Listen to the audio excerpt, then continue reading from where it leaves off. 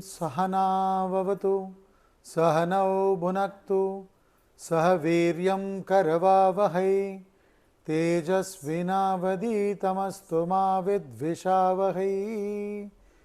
Om Shanti Shanti Shanti.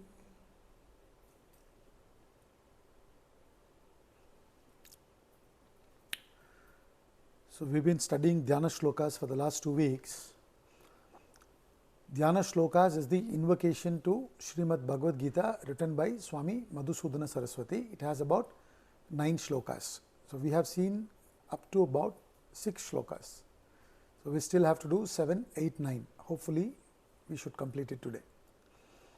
So the first shloka prays to Bhagavad Gita, salutes Bhagavad Gita as the mother. The second shloka salutes sage Vyasa, the author, and the third one salutes Sri Krishna, prayer to Sri Krishna, and then Sri Krishna is the guru of the Bhagavad Gita. And then the fourth shloka talks that the Bhagavad Gita is the essence of the Upanishad, meaning Bhagavad Gita and Upanishad are one and the same. So Bhagavad Gita is also the same message of the Vedas or the Vedanta, which is Upanishads. In fact, some people call Bhagavad Gita as the fifth Veda. So that is what is spoken about in the fourth shloka. And then he says, though the Bhagavad Gita was given by Sri Krishna to Arjuna, Arjuna benefited because compared to the first chapter, when he came to the second chapter and surrendered and became a Sishya, he became a qualified student. Only the wise people enjoy, he says. So Arjuna also became a relatively wise person, so that he was able to draw the philosophy from Sri Krishna. That is why in the end he is able to say, when Sri Krishna asks, is your moha gone? He says, yes, it's gone by your grace. And then also when he says, the pure intellects enjoy, what we need to understand is those people who are wise and striving with the pure intellect, they enjoy the essence of the Gita. And then fifth shloka, there is a subtle reference to Karma Yoga, we said, where he says, Sri Krishna killed Kamsa and Chanura. So Kamsa and Chanura represent the egoistic desires and egocentric desires and egoistic attitude. So in Karma Yoga, you pitch up a higher goal and don't act on your egocentric desires, act on what is right for the goal, right. So you do Karma Yoga with Arpana Bhav, and whatever comes from that action, you accept it as Prasad. So Karma Yoga is the action, direction of actions towards the higher. The highest is the Atma, the self. So when you keep doing such activities, your ego reduces, So the bulk of your ego reduces, the bulk of the desires reduce. So therefore, the killing of Kamsa and Chanura is a subtle reference to Karma Yoga. In life, one must perform Karma Yoga. One cannot live without doing action. Action is the insignia of life, inaction is death. If we stop acting, we perish. Any part of your body which has been kept inactive for a while will perish. So we have to act, but what happens is we act selfishly, right. So Gita talks about acting towards a goal which is beyond your selfish, self-centered interest. Thus when you function, you destroy the Kamsa and Chanura. This Kamsa and Chanura are not outside, they are within us, the ego, isn't it? The egoistic attitude and egocentric desires, they are within us, they are our enemy. So one needs to conquer that. By the help of Krishna, by identifying with the higher and functioning in the world, you will be able to conquer the ego. That is what he says in shloka number 5. And shloka number 6, he says, Arjuna and Pandavas were able to cross over this Mahabharata battle with the help of Sri Krishna, by the grace of Sri Krishna. So however much we may have talent and skill, and we may be gifted, still we will not be able to achieve many things in life without the grace of the total, without the grace of the higher. Like we can organize this class, this session, we all can come assemble here, but whether this class will happen or not happen depends on so many other factors. It is not in our hands. You understand? We may not have electricity suddenly, supposing it starts raining heavily. So many factors over which we have no control. So therefore, we must understand that as an egoistic personality, we are a limited entity. You understand? Just a small speck compared to the total. So while our actions are extremely important, it is also true that the grace of the total or the Lord is equally important. So that bhakti is what is emphasized in shloka number 6. All kinds of people like Bhishma, Drona, Duryodhana, Salya and Karna, terrible. He compares them to different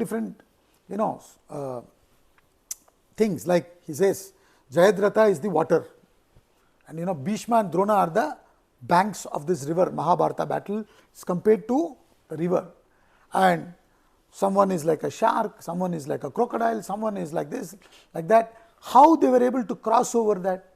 They were able to cross over because they had the grace of Shri Krishna, the blessings of Shri Krishna, the blessings of the total. And God's grace is not something that is preferential. It is not only for few people, it is not available for the other. Whoever has the right attitude in life, they will receive the grace of the Lord. Like when it rains, the water falls on both the mountain top as well as the valley, but the water trickles down and gets collected only in the valley, because it has dug itself deep, not swelled like a mountain. You understand? So if you swell up with your arrogance, in spite of all your talents and everything, sailing will become difficult in life. Anything, even in sports, or anything that you take, So therefore, he is talking about the attitude. If you remember, when we did the introduction to Srimad Bhagavad Gita, in the end I said action, attitude, awareness. All these 3 A's are important. So here he is talking about that bhakti in shloka number 6. Now let us begin shloka number 7. Parascharya vachas saroja mamalam Gītārtha gandhotkatam Nānākyanaka kesaram harikata sambodhana bodhitam Loke sajjana shatpadairaharaha pepiyamanam muda Bhuyat bharata pankajam kalimala pradvamsina shreyase. This shloka number 7, there is a subtle reference to Jnana Yoga. So, verse number 5, subtle reference to Karma Yoga, where you direct your actions towards the higher, and shloka number 6, subtle reference to Bhakti Yoga, where you channelize your emotions towards the higher. And here in 7, there is a subtle reference to Jnana Yoga, where you channelize your thinking, buddhi, towards the higher. So here he compares the Mahabharata to a lotus, and then from that he is giving this message to us. So he says, may the spotless lotus of Mahabharata, may the spotless lotus of Mahabharata, which is born in the words of Parasara's son Vyasa, Parascharya Vacha Sarojam, means what? This is born, this lotus is born in the words of Parasara's son. Parasara is a great sage, and Vyasa is the son of sage Parasara, that parampara. So this Mahabharata is given by sage Vyasa.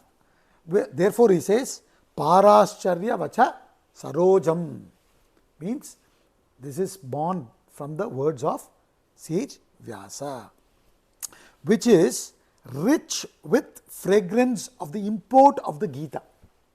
So, this Mahabharata is very special, not just because of the story, right? That is also very important. That also gives us a lot of education, a lot of values. It teaches us dharma. But more importantly, in the Mahabharata, there is Srimad Bhagavad Gita, which is the philosophy. The entire Mahabharata is around 100,000 shlokas, right? In that, Bhagavad Gita is 700 shlokas, 701. So, the crux of the philosophy is given in the Bhagavad Gita. So, he says, which is rich with the fragrance of the import of the Gita. Gitartha Gandhotkatham. That is what makes it very, very special and important, right? The essence, the philosophy. For life, we need the philosophy. If you remember, in the introduction again we said, the philosophy is stored in the stories. Like you store butter in water, So, they stored the philosophy in the stories and rituals. It's a very beautiful way of storing the philosophy, So, in the beginning, when we are growing up, you cannot directly give philosophy to children. Only after a certain age, when they qualify, you can start giving the philosophy. That is also according to their maturity, right? But in the beginning, you can give the stories. In the beginning, you can do the rituals and make them do the rituals. And through this, the attitudes were taught, the values were taught, the deep messages were taught. Then when you are introduced to the philosophy and you start understanding it, then the values that you gain, maybe mechanically in the beginning, over a period of time, you start doing it with understanding. Then it becomes your own. So, therefore, he says, this Mahabharata, which is spotless, amalam, right? He says, Parascharya vachas sarojam amalam. Amala means without dirt. Malam means dirt. Malam means no dirt. Spotless. It talks about the pure consciousness. There is only pure consciousness. There is nothing else.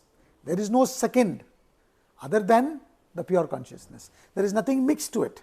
It is talking about that. It is spotless. So, it is amalam, that flower, that lotus, Mahabharata. And he says, the fragrance, the flower has a fragrance. So, that fragrance, which is the essence, is Bhagavad Gita. He compares the fragrance to the Gita. So, without the fragrance, what is the use of the flower? You understand? Nowadays, when you go to these weddings and all, I am told there are natural flowers and mixed with artificial, right? And then they put those essence in them. So, when the AC is going on, you keep having the fragrance, right? So, the fragrance he is talking about, which is rich with the fragrance of the import of the Gita. Then he says, which has many narratives as filaments.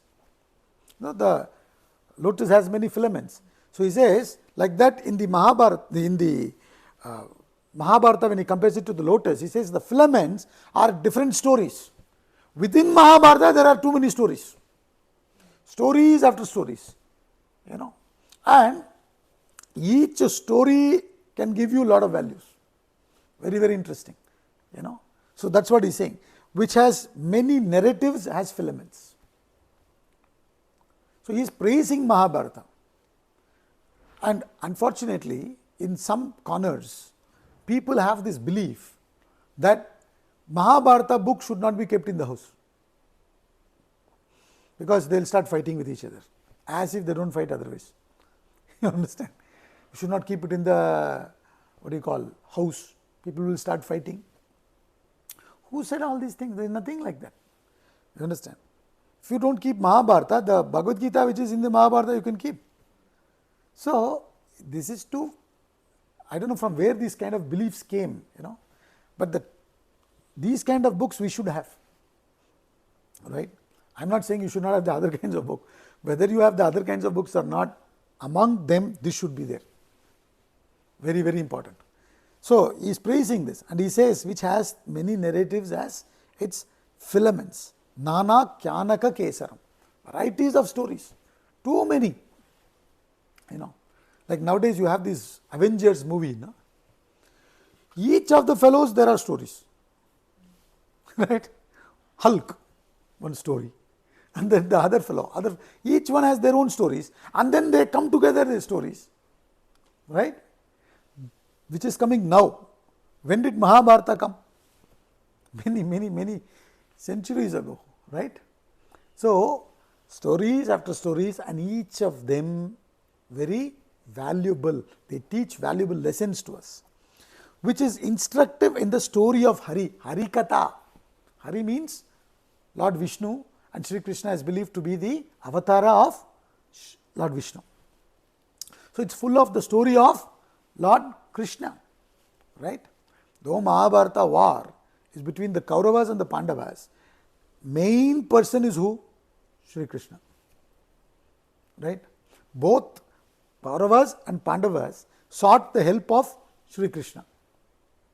And Sri Krishna said, okay, but you guys have to choose. I will give you the options.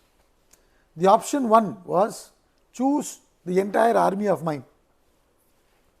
Because one side I will fight without weapon, the other side my full army will fight with all kinds of weapons. Full weapons of mass destruction. Right? Which one do you want? Arjuna said, I want you only. Right? Duryodhana was very happy, because now he is going to get the complete weapons, the soldiers and everybody. He was also happy, Arjuna was also happy. But who won the battle? Arjuna. Why? Because he had Krishna. Without Krishna, what is the use of all these armies and instruments and all these weapons? Useless. Our entire personality will be useless without life. In Kena Upanishad, I am just reminded of that while talking about it here. In Kena Upanishad, he says, Pratama Prana, Mukhya Prana. Pratama means Mukhya, important, first. Prana, you know prana, right? So, Mukhya Prana. So, apparently there is a story in the Upanishads which says, amongst the senses and all the instruments, there was fight as to who is more important, who is the most important. Right? Then when they went to Brahmaji, Lord Brahma, he said, upon leaving whom all other instruments become useless. That is the most important. So then one by one, when eyes left, nothing happened. Still the jiva could survive. Right? When ears left, jiva could survive. But when the breath left, jiva cannot survive. Therefore, they decided, okay, the most important is breath. So, in Kena Upanishad, it says, pranasya prana. So, the Atma is the pranasya prana. Right? So, if prana is mukhya, without this Atma, even prana is useless. And that Atma is what is represented by Sri Krishna. I told you, Krishna means dark, that which is not known to us. That is our own true nature, our own self, Atma. Right? So, therefore, Atma, and wherever there is Atma, there is awareness, there is Dharma. And when there is Dharma coupled with skill, obviously victory will be there. That is why in the end of the Bhagavad Gita, the shloka says, Yatra Yogeshwara Krishnaha, Yatra Partho Dhanurdaraha, Tatra Shri Vijayo Bhuti Dhruvo Nitir Matir Mama. Where there is Sri Krishna and where there is Partha Arjuna, where there is skill coupled with Dharma, right? There will be victory, there will be glory, all that, peace and everything. So, therefore, he says this Mahabharata is full of the story of Hari, Harikatha. Listening to the story of Hari, who is Hari? Sri Krishna. When you say Sri Krishna, what comes to our mind? Effervescing with energy, like a child, full of naughtiness, right? He stole the butter, he did this, he did that, constantly like small kids, you know. So, what it means is effervescing with energy, dynamism. And his life, if you go into, too many challenges. Every second there was a challenge confronting him. But you will never find Sri Krishna without smile. Meaning what? Full of cheer. Right? He was always cheerful. So he was cheerful, dynamic, calm, balanced, always on the side of dharma. These are the things that come to our mind when we look into Sri Krishna, Sri Krishna's life, right? So he says this is full of, which is instructive in the story of Hari Katha, means story of Sri Krishna, Lord Vishnu, which is joyously imbibed day after day. Aharaha, aha means what? Day by day. Shat padai, he says. Shat means 6. Padai means feet. That which has 6 feet, the honey bee, bees. So he says, which is joyously imbibed day after day by bees of the pure intellects in the world. Loke sajjana. Sajjana means good people, pure intellect. Loke, in this world. Sajjana, shat padaira haraha. Means what? Day by day, every day, it is joyously imbibed, drunk by the 6-footed bees. See, the flower is there, the honey is inside, but many people just from distance look at it and admire, isn't it? You just look at it from distance, admire, beautiful. So what happens is, when people chant Bhagavad Gita, oh wow, not when I chant, right? People who really can chant well, when they chant, whoever is passing by, when they listen to the chanting, they may pause for a minute and say, hey, it's beautiful here, this chanting. Where is this sound coming from? They enjoy the chanting, but that's it. After that, they leave. Right? It's like looking at the flower from distance, admiring and leaving. The others say, hey, what is this? Acha, this is Bhagavad Gita. Okay, what does it say? They go little deeper, but that's it. But there are few people who say, no. It is saying something deep. Let us go deeper, understand, first listen, understand, digest, put it into practice and make it our own. Like the bees which enters the flower, drinks the honey. So like that, very few people who are wise people. That's what he is saying. Loke sajjana shatpadaira haraha. Day after day, this is where the reference is there to Jnana Yoga. We also say, no, daily study. Our channel, YouTube channel, we are calling it as Vedanta Rishi Rina. Basically Rishi Rina. And what is that? What does that mean? We have explained in one of the videos. There again, what did we say? We have to pay back to the rishis, the subjective research scholars, right? The subjective scientists, rishis. They talked about ourselves. They have given us these Vedas. They have given us all these scriptures. To them, we have to pay back. We are obliged to them. We are obligated to them. How do we pay back? Simple. Daily study, reflect, understand the concepts, put them into practice, live according to Vedas, live according to Gita. Vedokta Dharmokta means as per the Vedas, as per the Dharma. If you live, you are paying back to the rishis. Actually speaking, we can pay back nothing to them. They don't want anything from us. They are full, paripurna, right? So we have this obligation to pay back. Therefore, we have to study every day. Not just study, reflect, think, question with devotion. Why, what, where, etc. And then imbibe the message, put it into practice, verify it, then make it our own. That's all he says. So, which is joyously imbibed day after day by bees of the pure intellects in the world.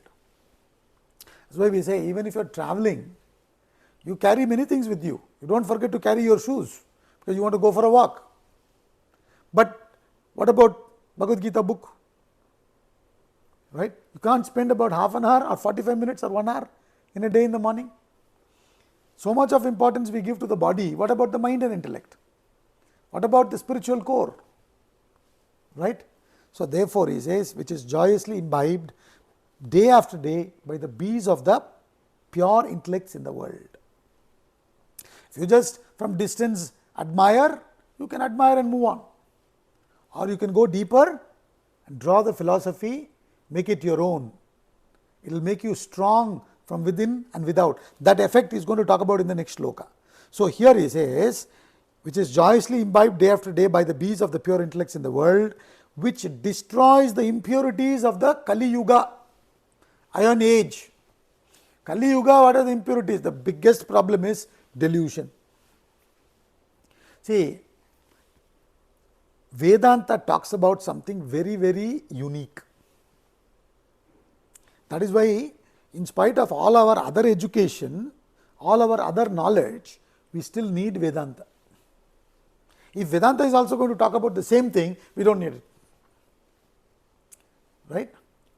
All other knowledges are talking about what we can see, hear, smell, taste, touch, feel, think, etc., infer, etc. But Vedanta talks about something that we cannot see, hear, smell, taste, touch, feel, think, infer, nothing. It is beyond. In the Upanishads, he says, it is beyond both the known and the unknown. So what happens is, we are seeing something and we are thinking it is there, and Vedanta is saying scrutinize that. And it is talking about the reality behind that, Satya, Mithya, etc. When we go to the Gita, we will study all that in detail. So it is giving us a totally different perception. Now without that perception, we all will be in delusion. That is what I was coming to. All of us are deluded. By what? By our own senses.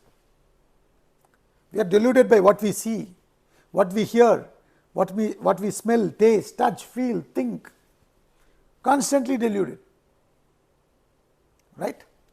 We see something, we hear something, we go on repeating the same experiences, and then we start taking, we believe in it, and then, completely we are deluded. We are seeing what is not there, and we are not seeing what is there. We are in total delusion. So he says, therefore, which destroys the impurities of Kali Yuga, Kalimala Pradvamsi. Right? Kalimala Pradvamsi means it destroys the Kalimala, the dirt of Kali Yuga, Iron Age, this present eon. What is it? Everybody is constantly running. No time. Arey Baba, 2 minutes wait karo. No. If I wait 2 minutes, you see the other fellows are running, they will go far away. I have no time to stop. Please, excuse me. You understand? So, that delusion. And then he says, may the spotless lotus of Mahabharata bestow supreme good on us. Bhuyat Bharata Pankajam Kalimala Pradvamsi Naha Shreyase. Let it give us Shreya. There are two things in life, Shreya and Preya. Preya means what is pleasant. Shreya means what is good. This choice is constantly confronting us. We are supposed to choose between what is good for us and what is pleasant for us. What would we choose? Majority of us, we choose what is pleasant. Right? So therefore he says, no, may this study make us go and choose what is good for us. Naha Shreyase. Let it bestow supreme good on us. What is the supreme good? Complete liberation. Freedom from this samsara. So the daily study, reflection is all subtly mentioned here. That's why we said verse number 7 subtly talks about Jnana Yoga. So when a person follows Karma Yoga, Bhakti Yoga, Jnana Yoga on a daily basis according to one's own proportion, right? If you are more of an active person, you need to follow more Karma Yoga. That doesn't mean you don't have Bhakti and Jnana, you have to follow them also. But if you are more of an emotional person, maybe Bhakti Yoga is suited to you. So, you will do that more, but you will also follow a little bit of karma and jnana. But if you are more of a intellectual type, inquiring type, Jnana Yoga is more suited to you. So, you will do that more. Then to some extent you will do Karma Yoga and Bhakti Yoga. But when you do all these three, what is the result? What is the effect? What is the phalam? What is the fruit? That he talks about in the next shloka. So, let us get on to verse number 8.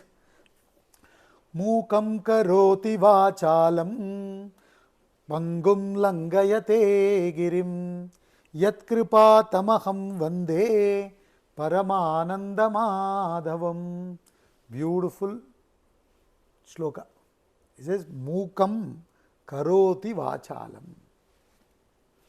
This philosophy, when you follow this karma bhakti jnana, Mukam karoti vachalam means what?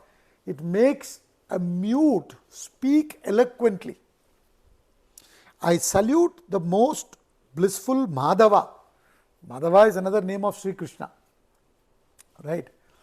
Different interpretations are there for Madhava. It is one of the namas given in Vishnu Sahasranama. Different interpretations are there. Madhava also means consort of Lakshmi, the husband of Ma, the Lakshmi. Different meanings are there, we are not getting into it. So, it refers to Vishnu, and Sri Krishna is the avatar of Lord Vishnu. So, therefore, Sri Krishna is here addressed as Madhava. So, he says, I salute the most blissful Madhava, whose grace renders the mute eloquent. Mukam karoti vachalam.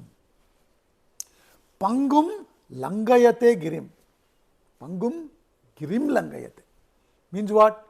It makes the cripple, right, scale mountains. So, I salute the most blissful Madhava, Sri Krishna, whose grace renders the mute eloquent and cripple scale a mountain. Can a mute speak? Not possible. Can a cripple climb the mountain on his own? Not possible. But he says, it makes them do that. What does it mean? It means it makes the impossible possible. It instills the tremendous self-belief in you. Right? Today, we believe in all the external things. But as we study the Gita, we drop all the dependence on the external factors and start developing more and more confidence in ourselves. Right? So, he says, Mukam karoti vachalam. Organ of speech is what? It is nothing but an organ of action. Our body is housed by 5 organs of perception and 5 organs of action. So, one of the organs of action is speech. So, the style of Shastra is they usually take one to represent all. So, when he says Mukam karoti vachalam means generally an inactive person, it will make that person dynamic. Right? See that from one side, if you see, desires are the ones which are pushing us to action, but on the other side, if you see, desires themselves become an obstacle. So, our desires and ego, they are the obstacles. It is like driving the car with your handbrakes on. You know, all that noise keeps coming, some sound keeps coming, right? You release the handbrake, nicely the car moves. So, these are the brakes, and all these are removed by the message in the Gita, the knowledge. So, it makes a mute speak eloquently, means it makes you express yourself fully. You understand? You know, when you may be generally a very talkative person, chatterbox, but you are given a podium and say, please talk now. They go. They can't talk. Why? They have become too self-conscious. Right? By having the right knowledge, all these unnecessary factors are removed. When all these unnecessary factors are removed, your talent expresses itself. You have no problem singing in the bathroom. What happens when you have to sing in front of somebody else? I can't. Isn't it? And all those things are removed. all the obstacles are removed. Right? So he says, Mukam karoti vachalam, pangum langayate girim. A cripple, see, feet help you to move, right? So what it represents is the mind and intellect. Our body by itself cannot act. Our body is made to act either propelled by the mind, the emotions and feelings and desires, likes and dislikes, or by the intellect, the thinking, the reasoning, isn't it? Discrimination, or the combination. So our body is made to act propelled by the mind or by the intellect or the combination. But today our mind is full of different beliefs. When the child is growing up, they put this thought, you can't do this. The child is drawing something, 4-year-old child, something she is drawing on the slate, and she comes and tells, Mama, I have drawn lion. It looks like a dog. And what does the mama say? Lion? Does it look like a lion? This is not lion. You can't draw. You can't draw. You can't draw. Right? And the child starts believing this slowly. Right? Like this, we have so many beliefs in us. So many beliefs. We are so busy that we don't have time to look into our subconscious. If you just pause and look into your own subconscious, oh my God, you will say, like in some people's house, I don't know how often they clean that filter. That water filters they have, Aqua Guard and all those kind of products, Pure, all kinds of things are there. They have all this. But you got to constantly keep those filters cleaned. Some people don't clean it only. Right? So you don't see it. You are drinking. Suddenly one day you decide, okay, let me clean it. You take it out, you will have a heart attack. This is what I have been drinking all these days. Right? So it's like that. We don't have time to look into our subconscious. We must spend every day little time to look within. Our handbags, we keep all the credit cards and everything in that. And we go to buy something, we just swipe the card, buy, and they give you the bills and all that you put inside the handbag. Every day you've been doing this. Suddenly one day you said, let me just clean this. After a few months, you completely empty the handbag and see 75 to 80% all useless things are inside. You throw them away, then the handbag becomes light. Right? So he says, Pangum girim langayate. It makes the cripple scale mountains. How? By all these conditionings are removed. By removing all these conditionings. Otherwise, how is it possible? That's what Bhagavad Gita does to you. But every day, do it for a while and then leave it? No. You got to do it every day, which he said in the previous shloka. Every day if you sit, study, reflect, then the philosophy will go inside. And to whatever extent it is gone in, to that extent it will have the effect. What effect? This effect. That's what he says. So, Mukam karoti vachalam, pangum langayate girim. So, it makes the impossible possible. You understand? This truth about yourself, which you do not know now, when you know, everything changes. Your whole life changes. You get completely transformed. That is what he says. It's a very fascinating shloka. Simple, Mukam karoti vachalam, pangum langayate girim. When you are down sometimes, when you feel low, you read this. Just reading this and understanding the meaning, without even going deeper, itself can elevate you, can make you bounce back. When you study the Gita, it helps you to take few steps back. Just take few steps back and see your own life and see everybody else's life. Then you see, how different is my life from the others? Nothing. But when you are so much involved, you think you are the one who is having the maximum problem, God is somehow anti you, is going on giving you all kinds of problems. This is what you feel. And you just take a step back and say, what is this? Nothing, no big deal. Even the greatest of problems will fall flat. You understand? The moment it falls flat, you will be able to deal with it easily.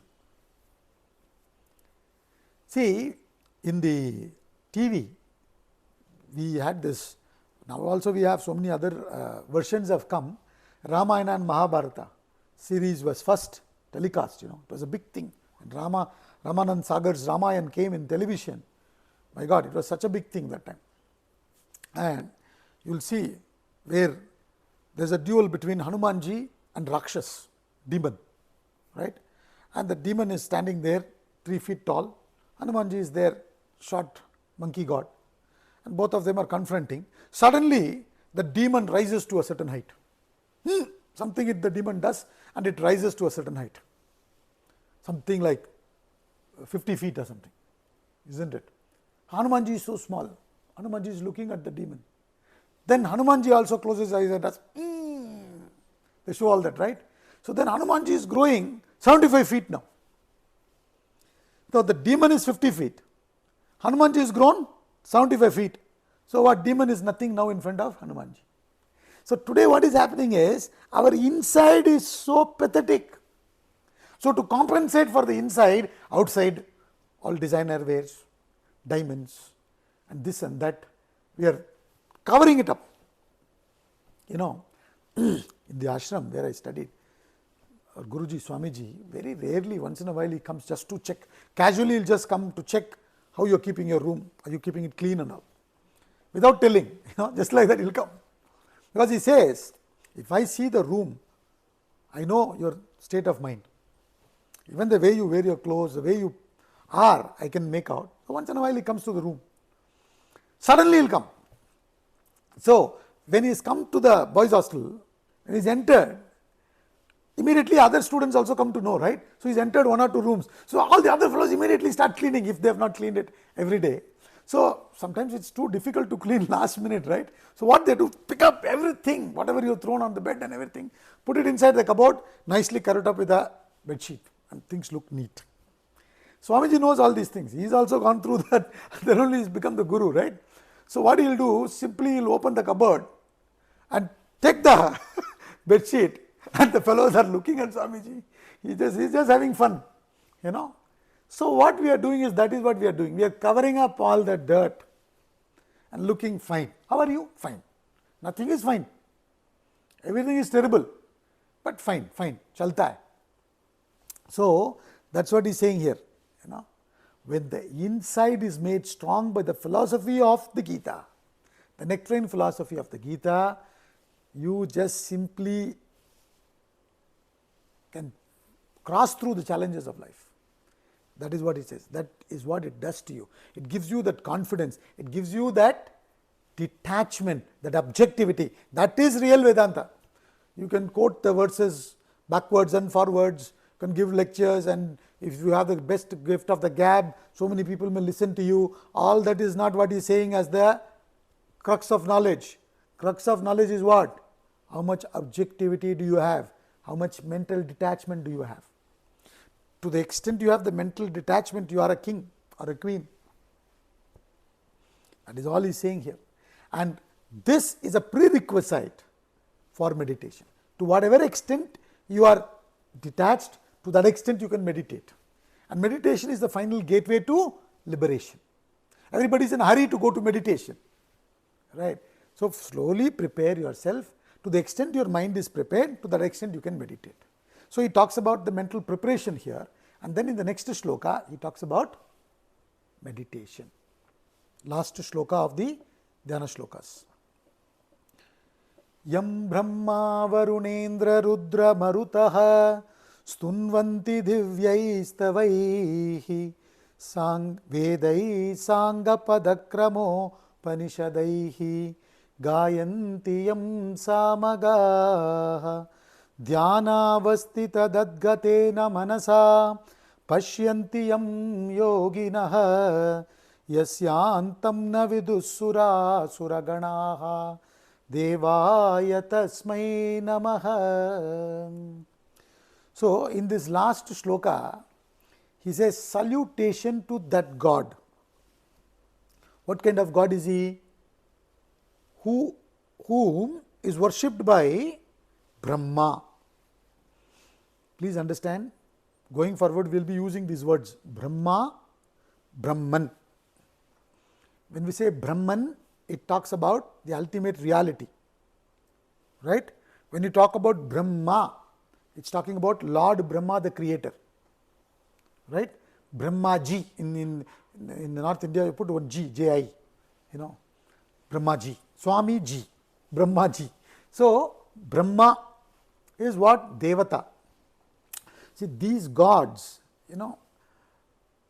when you say gods in plural, it is not talking about Brahman, the ultimate reality. When you say God with a capital G and singular, it talks about that ultimate reality, Brahman. So, in the Vedantic philosophy, especially the Advaita school of thought, it says there is nothing other than Brahman. Brahma Satyam Jagat Mithya. Brahman alone is real. There is only God. There is nothing else. Jagat Mithya. All these things are illusion. Jagat Mithya.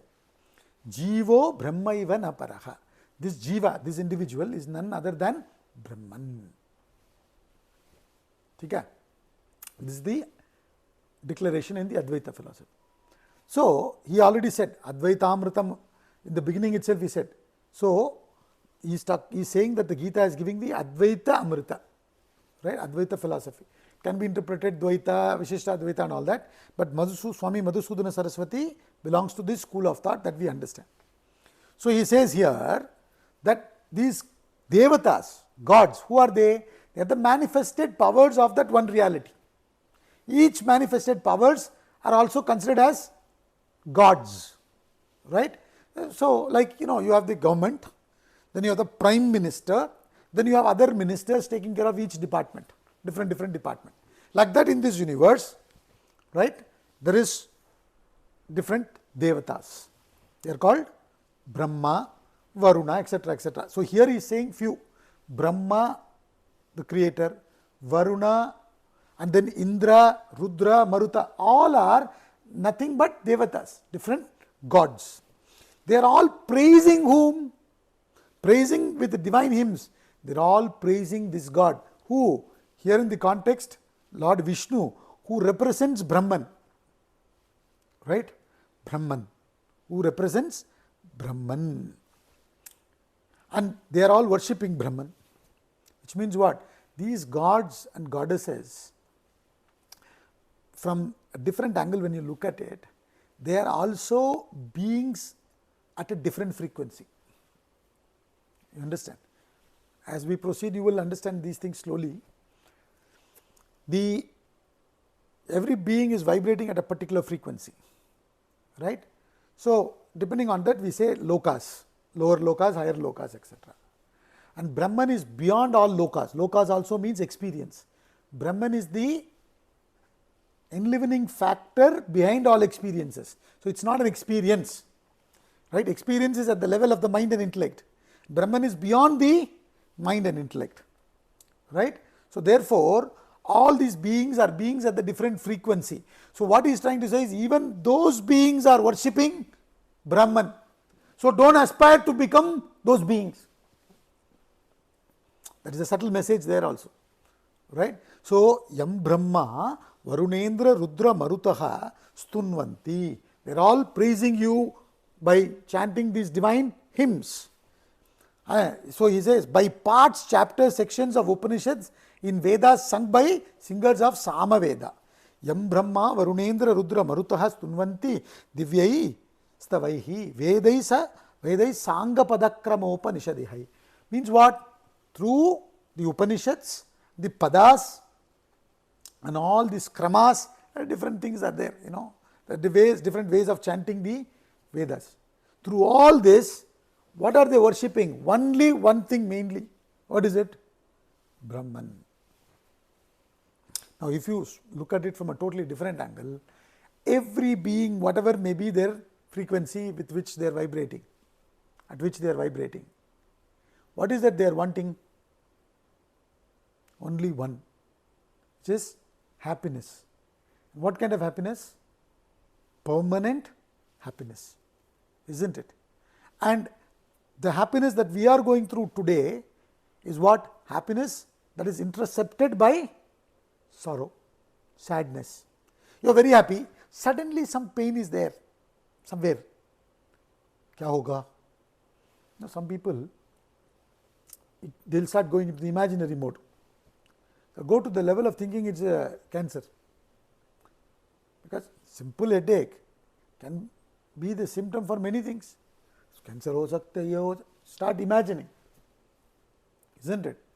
So, these different beings, all they want is what? Happiness which is uninterrupted, unintercepted, right? And all my problems should be solved permanently. That is what they want. And therefore, whom do they worship? That Brahman, right? So, therefore, he says, salutation to that God whom Brahma, Varuna, Indra, Rudra, Maruta, all these divine gods are worshipping through the Vedas, right? Whom the yogis with mind poised in meditation on that perceive. Yogis. He next talks about yogis. He says, Dhyana avastita dadgatena manasa pashyantiyam yoginaha. Dhyana avastha, through meditation, single pointed focus, the yogis. Yoga means uniting, yoga means union. So, the yogis, what are they aspiring? To unite with Brahman. For that, what they are doing? They are doing all the sadhanas and then finally doing meditation. So, through dhyana avastha, through meditation, concentrating their mind single pointedly on that Brahman, they are also trying to perceive that within themselves.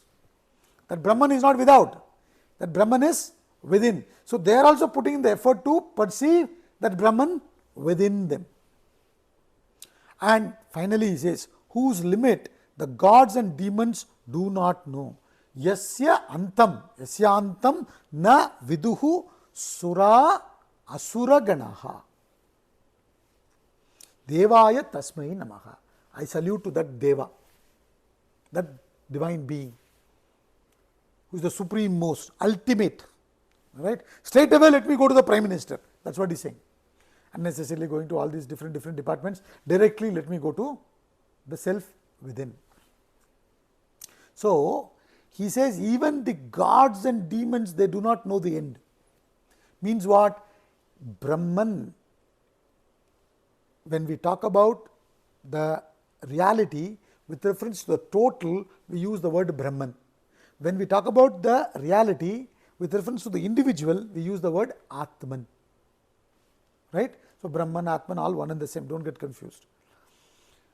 Now, that Brahman or that Atman, the self, the true self within is the subject, it is not an object, right? Therefore, you cannot know it. Body can be known, mind can be known. You are saying, no, my mind is agitated. So, you are objectively knowing about mind, but Atman is the subject, it cannot be known objectively. So, therefore, we say it is not an object of comprehension, it is a subjective apprehension. One has to dissolve the ego and merge, right. So, therefore, nobody knows. So, it is not something that is unknown, it is something unknowable. Unknowable means what? You cannot know it objectively. You can only dissolve the ego and subjectively realize the truth. So, therefore, he says, Yasyantam, that Anta, the end of whom even the gods and demons do not know. Whose limit? The gods and demons do not know. That Brahman I salute, and that Brahman through meditation I would also like to realize. This is the 9 shlokas called Dhyana Shlokas or Gita Dhyanam, the invocation to Srimad Bhagavad Gita given by Swami Madhusudana Saraswati. So, every time when we study the Gita, though we won't be chanting all these 9 shlokas right? Because the class itself is about an hour. Then if we chant all this, then so therefore we just chant Om Sahana Bhavatu, the invocation, which also the meaning has been discussed already in the class. So we just chant that. But you must recollect all these things before getting into the Gita. Then with that spirit when you approach, with that right attitude when you approach, you will be able to absorb the import of the Gita. So let's conclude today's class.